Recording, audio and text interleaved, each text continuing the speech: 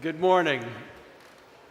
I just want to take a few minutes in between all the excitement around Forevermark in India that Sachin's going to share with you, to step back and think a little bit about where with Forevermark we're headed and why we look very much forward always to the future when we think about the Forevermark brand and the role it's going to play in the worldwide diamond industry and particularly in the Indian consumer world. And there's this wonderful old Chinese proverb, or some say Chinese curse, that says, may you be fortunate enough to live in interesting times. A curse because interesting times obviously bring lots of challenges, and I think within the Indian context, it's certainly an interesting time over the last 12 to 18 months. You know, we've gone from issues around PAN cards and strikes and demonetization and now GST, and a diamond world as well has the challenges presented by digital disruption on jewelers around the world, and millennial consumers being different than their generation which preceded them, the baby boomers, and their attitudes and behavior and the way they buy diamond jewelry, and even synthetic replicas that have required the industry to develop new technologies to protect the consumer. So it is a very interesting time. But within times of change, which is what we're living through now, if you have clarity about the future and what you want to do, you can see enormous new opportunities. And that's the Forevermark perception. We're designing Forevermark to, in effect, be a brand for now, but importantly, a brand which is going to lead to the success of our jewelry partners in the decades to come. I guess if there are two things that I would say in a world of change, two things that are not going to change and are fundamental to the Forevermark approach, they are that diamonds are all about meaning, Sachin's touched on that, and that we must be a brand that always acts responsibly in the interests of the consumer. You know, when I think about meaning, people say it's about love, it's about commitment. It's what makes diamonds so different from gold. We're very emotive, we're very personal. We're, in effect, a vault for people's memories and dreams. I want to give you a personal example to bring this home. You might think, what's that picture there? The little boy on the right looks like he's being strangled. Actually, they're celebrating, is my young son, third son, Sam. And with him is a champion jockey. Sam's grandfather horse had just won the Derby in the UK, a big horse race. Actually, the jockey, Frankie Dettori, has nothing to do with my story, but I like the picture. The story is about Sam.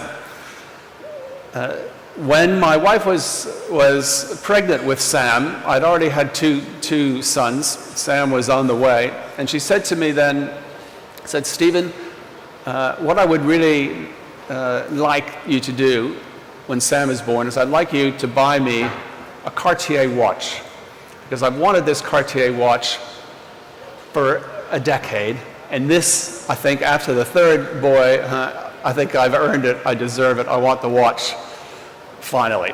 And it was not an inexpensive watch, but I said, you know, okay, fair enough. After Sam's born, we'll go off to Cartier and you can have I'll buy you this watch. And Sam was born, there he is, healthy boy, and about 2 weeks after that, I hadn't gotten around to buying the watch. And we were sitting in a cinema, waiting for the movie to start, and she leaned over and said to me, you know, Stephen, I don't want that watch.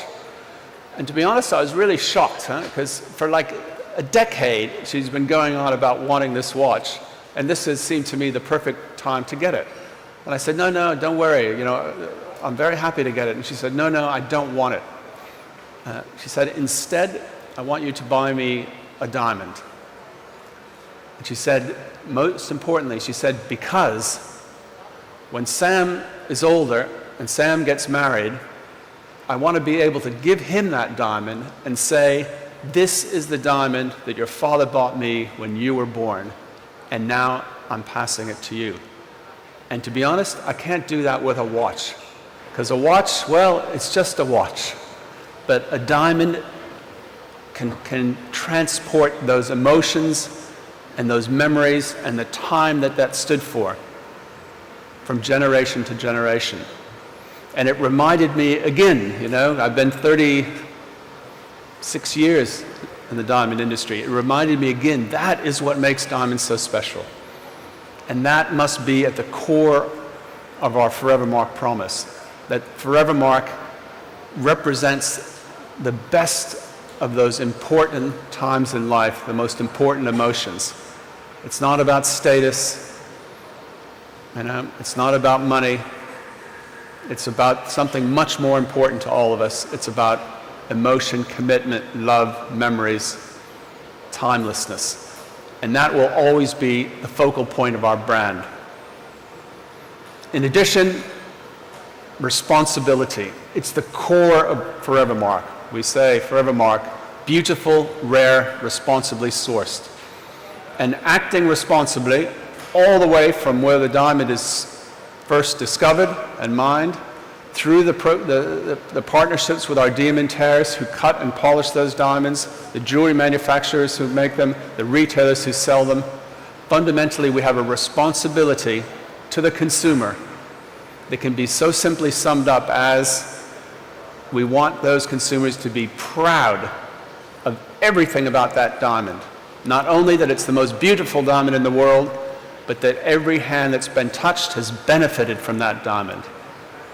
And that to us is a fundamental core principle of Forevermark and will be unchanging in 2017 or in 2027. In 2017, to be honest, with Forevermark, it's fantastic. Our brand is expanding. Sachin will show you the numbers in a moment, all over the world. The demand and desire for it are increasing. We're going to be in something like 2,300 leading retail doors all across the world when we end 2017. And you will have seen big in the back of the room, this May, we inscribed our 2 millionth Forevermark diamond.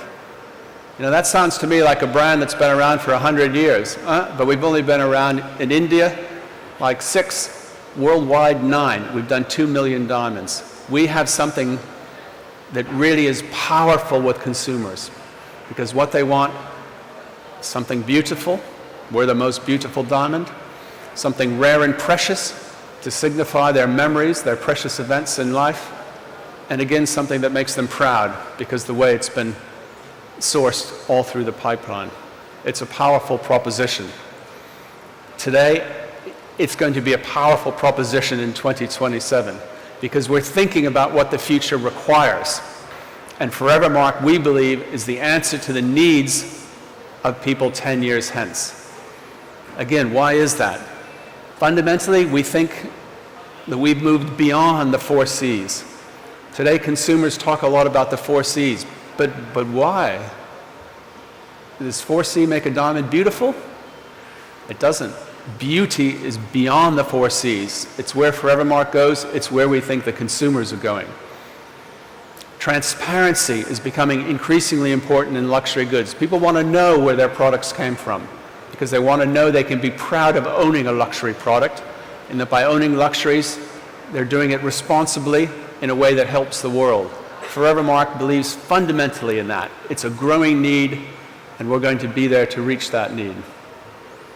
When we think about young consumers, particularly here in India, I feel it, I hear it worldwide. In India, I see it really dramatically. I see that young consumers aren't so interested in all that jewelry that sits in the vault their whole life. They get it at the wedding and maybe wear it, if they're lucky, once a year, sometimes once every 5 years. They want jewelry that can be part of their everyday life, that they can get more use of. You see the designs that the team are working on here together with our jewelry partners, much more wearable, actually some of them multi-purpose even. It's an exciting part of what we need to do as an industry to keep consumers with us in 2027. Forevermark, again, I think, fundamentally leading the way. And lastly, the whole world, digital existence. I'm sure you all know it from the world of the media. You know more about the impact on people's lives of digital technologies. For us, it's a fantastic opportunity because our story that we have to tell is so powerful, and digital provides us the opportunity to engage with consumers in a way that we can tell this powerful story. We can involve them in the world of Forevermark and the world of diamonds, create aspiration, and create new opportunities for our brand. But Forevermark puts digital, be it mobile, be it iPads, be it search mechanisms for new designs. We put that at the forefront of our marketing. It's going to be crucial, we know, in 2017, but even more in 2027. So what does it all mean for us? It means that Forevermark, we're really pleased with how we're doing worldwide, and as you'll see in a minute, unbelievably strong in India. India is leading the Forevermark growth worldwide this year, and we're extraordinarily ambitious for where we're headed in India.